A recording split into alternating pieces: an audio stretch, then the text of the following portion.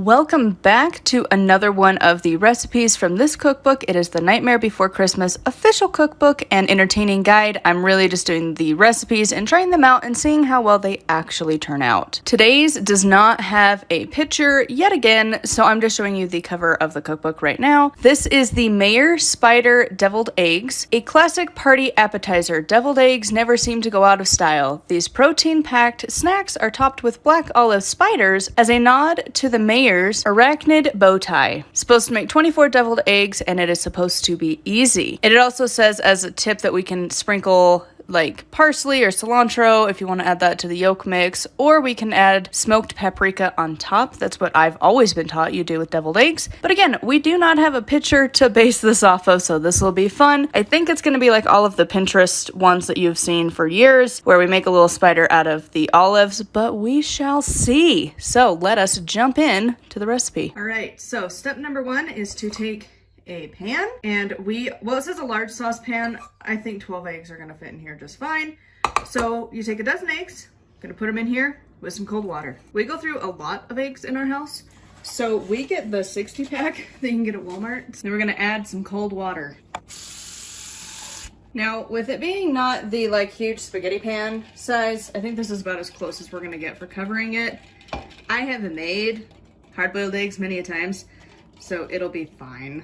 Because like also he's just floating for fun. Ooh, actually he's got a huge old crack. Maybe that isn't one we should use. Like, can you see that? It's got a nice little crack already. And like all of the rest are sinking except this one. He's floating. So I don't know if this is actually a good egg or not. I'm just gonna go grab a different one because we have another box. Now we are going to bring it to a gentle boil on medium heat, and then reduce it to low and simmer for 15 minutes. And then while that's doing that, you're supposed to get a large bowl with ice and cold water. I think I'm gonna wait until it's done and then get the bowl of water and ice, because otherwise the ice is just gonna melt. It is on a medium heat, so now I am going to give this like 5 or 10 minutes, and I'll check in and see if it is boiling. If you watch water boil, it won't, so we will be back in a couple minutes. I would say this is looking like a gentle boil. I don't know how a boil can really be gentle. I am going to reduce the heat, and then I'm gonna set a timer for like 10 minutes or so, and then in that last 5 minutes while this is still simmering, because we're supposed to turn it down to a low heat, while this is doing whatever it's supposed to do, I've always just left it on a boil, never really turned it down to sit in the hot water. I'm gonna let it sit for about 10 minutes, and then I'll go and get the bowl of cold water and ice ready. Another thing I have never done when making deviled eggs. It has been 10 minutes, so have a bowl, got some ice. It doesn't specify how much ice that we need, so I just grabbed one of our containers and I'm just gonna throw what's in here in the bowl. And then filled it with some water. All right, so the eggs are done. They simmered for 15 minutes. We got our bowl of ice ready. There you're supposed to use a slotted spoon to transfer to the ice bath.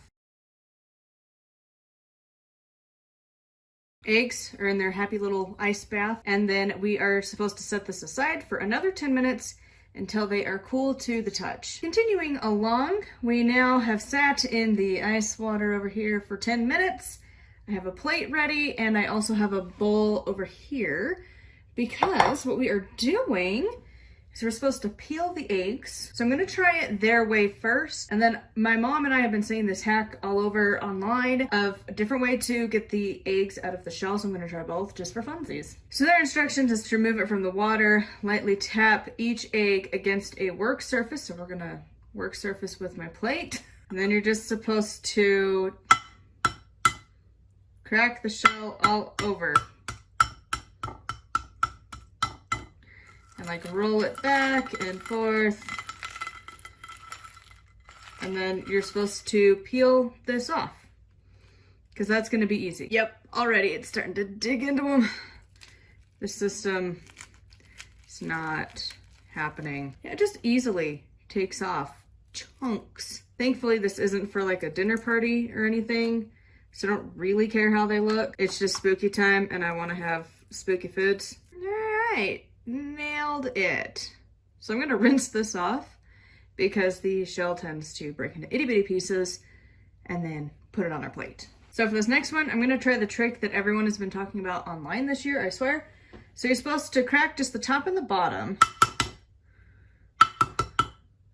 And then what you're supposed to do is you're supposed to take one end of it and blow air, and then it's supposed to just magically not be a problem. Feel like it's about the same. Again, still pretty rough, but not as bad as their system.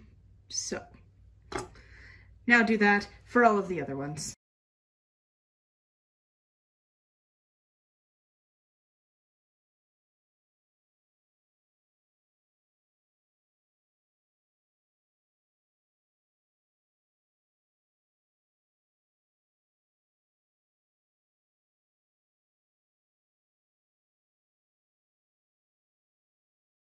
All right, some turned out a little more rough than others, but regardless, none of them are perfect. So we're supposed to cut each one in half lengthwise, get the scoop, transfer it to our handy dandy bowl, and then arrange the egg white halves on our serving platter.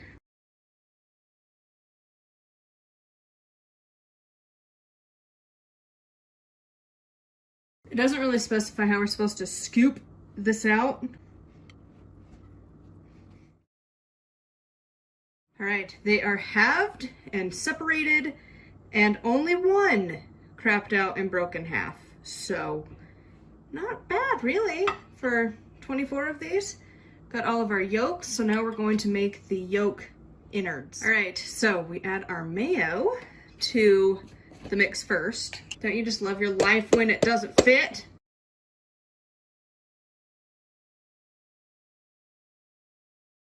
And then the other thing that we add is Dijon mustard. They're supposed to take a fork and mash it up. Then we add salt and pepper for taste, whatever, how much you want. It doesn't say to mix it in, but I'm just going to because that seems really weird not to. They're supposed to spoon the yolk mix into the eggs.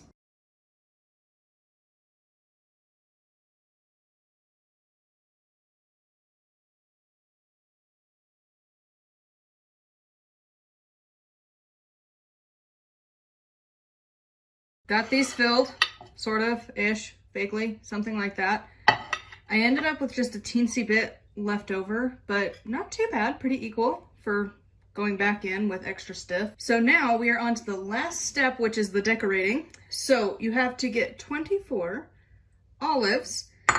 So I still ended up having like half a can of the large black olives. So just keep that in mind. Maybe do like a pizza night or something the day you cook this so you can use up your olives, or just munch on them as a lovely little snack. So anyways, what we're supposed to do is we take our olive and we're supposed to cut it in half.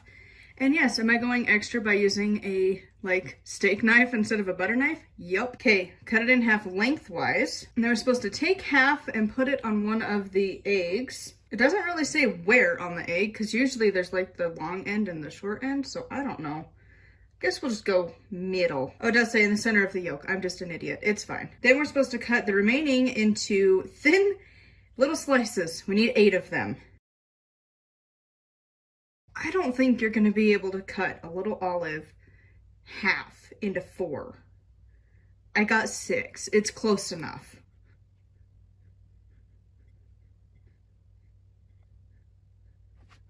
Nailed it. Kinda, sorta, maybe. Close enough. I mean, it's a party dish. Nobody's gonna care.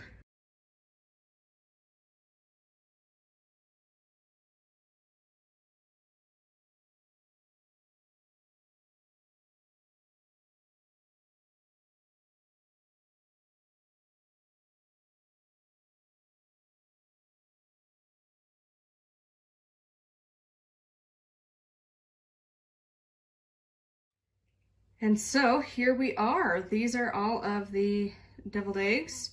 I found that as I was cutting them, it was just easier to cut them into 3s so they're not atomically correct, but that's fine. They're just to eat. And I don't think anybody at like a Halloween get together is gonna care if your spiders have 3 legs or 4 legs on each side. So now let us go and see how well these taste. All right, so we have one of our spiders. Let's see how well these taste. I can't imagine that you can really mess up a spider deviled egg, but here we go. There's a deviled egg. Exactly what you would expect. I might sprinkle the paprika on top, but that's because we've just always done that. So, and it was an optional thing if you wanted to do it. So, regardless, I mean, it's a deviled egg. I don't think you can really mess that up too badly. This did take quite a while for cutting up the olives just because they're so small and so fragile. But other than that, I mean, it's a cute little party thing if you wanted to do that. And really, if you had it paired with a bunch of other like spooky kind of dishes, people would easily figure out what it's supposed to be. I mean, it's a spider. It's not that difficult. So anyways, that is going to be it for this video. Make sure to like and subscribe. I am going through this entire cookbook over here, and I post about once a week or so of doing all of these different recipes. And until next time, stay spooky.